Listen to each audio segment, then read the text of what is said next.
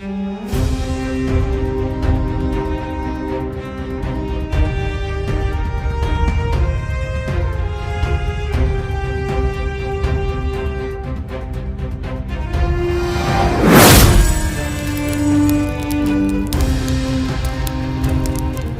ಸ್ನೇಹಿತರೆ, ನಮಸ್ಕಾರ. ಪೌರಾಣಿಕ ಕಥಾ ದರ್ಶನಕ್ಕೆ ನಿಮಗೆ ಸ್ವಾಗತ.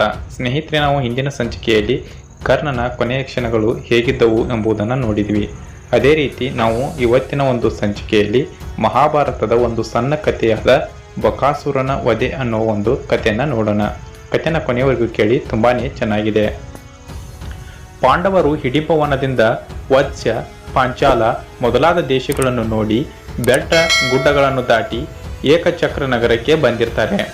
ಅವರು ಬ್ರಾಹ್ಮಣರಂತೆ ವೇಷ ಧರಿಸಿದ್ದರು. ಹಗಲಿನಲ್ಲಿ ಭಿಕ್ಷಾಟನೆ ಮಾಡಿ ರಾತ್ರಿ ಯಾರದ್ದೋ ಮನೆಯಲ್ಲಿ ಜಗುಲಿಯಲ್ಲಿ ಮಲಗಿಕೊಳ್ಳುತ್ತಿದ್ದರು. ಸಿಕ್ಕ ಆಹಾರವನ್ನು ಅರ್ಧ ಭಾಗ ಮಾಡಿ ಭೀಮನಿಗೆ ಉಳಿದರ್ಧ ಭಾಗವನ್ನು ಕುಂತಿ ಸಹ ಐವರು ಹಂಚಿಕೊಂಡು ದಿನ ಕಳೀತಿರ್ತಾರೆ. ಒಂದಿನ ಅವರು ಉಳಿದಿದ್ದ ಮನೆಯಲ್ಲಿ ಅಳುವ ದನಿ ಕೇಳಿ ಬರುತ್ತೆ.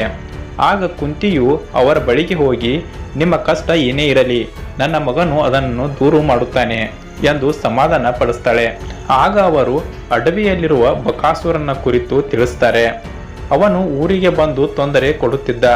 ಕೊನೆಗೆ ಪ್ರತಿದಿನ ಒಂದೊಂದು ಮನೆಯವರು ಒಂದು ಗಾಡಿ ಅನ್ನ, ಸಾರು, ಹುಳಿ ಪಲ್ಯ, ಪಾಯಸ, ಸಿಹಿ ಭಕ್ಷ್ಯ ಅವನಿಗೆ ಕೊಡಲು ಊರಿನವರು ಒಪ್ಪಿದರು. ಆಗ ಅವನು ಊರೊಳಗೆ ಬರುವುದನ್ನು ನಿಲ್ಲಿಸಿದನು. ಬಕಾಸುರನು ಗಾಡಿ ಹೊಡೆಯುವವರನ್ನು ಮತ್ತು ಕೋಣಗಳನ್ನು ಸಹ ತಿಂದು ಕೊಂದು ಬಿಡುತ್ತಾನೆ.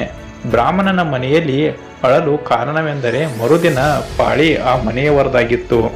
ಅನ್ನ, ಗಾಡಿ ಮತ್ತು ಕೋಣಗಳನ್ನು ಸಿದ್ಧಪಡಿಸಲು ತಿಳಿಸಿದ ಕುಂತಿ, ನನ್ನ 5 ಮಕ್ಕಳಲ್ಲಿ ಒಬ್ಬನನ್ನು ಕಳುಹಿಸಿ ಕೊಡುತ್ತೇನೆ, ನೀವು ಚಿಂತಿಸಬೇಡಿ. ಬಕಾಸುರನಿಗೆ ಕಳುಹಿಸಬೇಕಾದ ಇತರ ತಯಾರಿಯನ್ನು ನಾಳೆ ನೀವು ಮಾಡಿ ಎಂದು ಸಮಾಧಾನ ಪಡಿಸ್ತಾಳೆ. ನಂತರ ತನ್ನ ಮಗ ಭೀಮನಿಗೆ, ಮಗನೇ, ನಮಗೆ ಆಶ್ರಯ ನೀಡಿದವರಿಗೆ ಸಹಾಯ ಮಾಡಬೇಕಾಗುವುದು ನಮ್ಮ ಕರ್ತವ್ಯ. ಆದ್ದರಿಂದ ನೀನು ಬಂಡಿ ಅನ್ನವನ್ನು ಹೇರಿದ ಗಾಡಿಯನ್ನು ತೆಗೆದುಕೊಂಡು ಹೋಗು ಎಂದಳು. ಗಾಬರಿಯಾದ ಧರ್ಮರಾಜ ಮತ್ತು ಇತರ ಮಕ್ಕಳಿಗೆ, ಭೀಮ ಬಲಶಾಲಿ, ಅವನಿಗೆ ಬಕನಿಂದ ಯಾವುದೇ ತೊಂದರೆ ಆಗುವುದಿಲ್ಲ ಎಂದು ಕುಂತಿ ಸಮಾಧಾನ ಮಾಡ್ತಾಳೆ. ಭೀಮನಿಗೆ ಬಂಡೆ ಊಟ ಸಿಗುವುದೆಂದರೆ ಸಂತೋಷವಾಯಿತು. ಮರುದಿನ ಊಟದೊಂದಿಗೆ ಬಂಡೆ ಹೊಡೆದುಕೊಂಡು ಬಳಿ ಹೊರಟನು. ಅನ್ನ, ಹುಳಿ ಪಲ್ಯ, ಪಾಯಸ, ಭಕ್ಷ್ಯ ಭೋಜನ ನೋಡಿ ಊರ ಹೊರಗೆ ಬಂದವನೇ ತಾನು ಊಟ ಮಾಡಲು ಆರಂಭಿಸ್ತಾನೆ. ಬಕಾಸುರನ ಬಳಿಗೆ ಬಂಡಿ ಬಂದಾಗ ಖಾಲಿಯಾಗಿತ್ತು. ಬಕಾಸುರನು ಸಿಟ್ಟಿನಿಂದ ಕಿರುಚಿದಾಗ ಭೀಮನು ಉಳಿದಿದ್ದ ಪಾಯಸವನ್ನು ಕುಡಿದು, ಎಲ್ಲವೂ ಬೇಗ ಬಾರೋ ಎಂದು ಬಕಾಸುರ ಕರೀತಾನೆ. ಭೀಮನನ್ನು ಕುಟ್ಟಿ ಪುಡಿ ಮಾಡುತ್ತೇನೆ ಎಂದು ಓಡಿ ಬಂದ ಬಕಾಸುರ ಭೀಮನು ಎಲ್ಲವನ್ನೂ ತಿಂದು ಹಾಕಿರ್ತಾನೆ. ತಿಂದು ಹಾಕಿದ್ದನ್ನು ಕಂಡು ಕಿಡಿ ಆಗ್ತಾನೆ.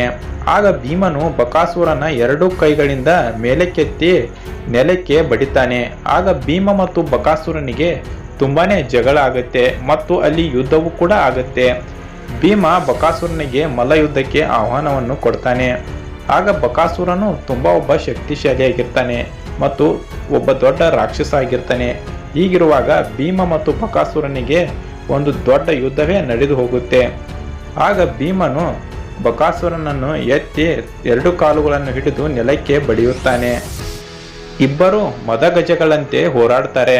ಕೊನೆಗೆ ಭೀಮನು ಬಕಾಸುರನ 2 ಕಾಲುಗಳನ್ನು ಹಿಡಿದು ವಿರುದ್ಧ ದಿಕ್ಕಿಗೆ ಹಿಡಿದೆಳೆದಾಗ 2 ಭಾಗಗಳಾಗಿ ಹೋಯಿತು. ಬಕಾಸುರನ ದೈತ್ಯ ಶರೀರ ತಲೆಯನ್ನು ತಂದು ಕರಿಯ ಬಂಡೆಗೆ ಅಪ್ಪಳಿಸ್ತಾನೆ. ನಂತರ ಊರ ಹೆಬ್ಬಾಗಿಲಿಗೆ ಬಕಾಸುರನ ದೇಹ ತಂದು ಒಗೆದು ಎಲ್ಲರೂ ಬಕಾಸುರನ ಹೆಣವನ್ನು ಕಂಡು ಭೀಮನ ಪರಾಕ್ರಮವನ್ನು ಹಾಡಿ ಹೊಗಳುತ್ತಾರೆ. ಸ್ನೇಹಿತರೆ, ಇದಾಗಿತ್ತು ಇವತ್ತಿನ ಕತೆ. ಈ ಕತೆ ಇಷ್ಟ ಆದರೆ ಒಂದು ಲೈಕ್ನ ಮಾಡಿ. ಈ ಕಥೆಯ ಬಗ್ಗೆ ನಿಮ್ಮ ಅನಿಸಿಕೆಯನ್ನು ಕಮೆಂಟ್ ಮಾಡಿ. ಇನ್ನೂ ಇಂಥ ಹೆಚ್ಚಿನ ಪೌರಾಣಿಕ ಕಥೆಗಳಿಗಾಗಿ ನಮ್ಮ ಚಾನೆಲ್ನ ಸಬ್ಸ್ಕ್ರೈಬ್ ಮಾಡಿ. ಧನ್ಯವಾದಗಳು.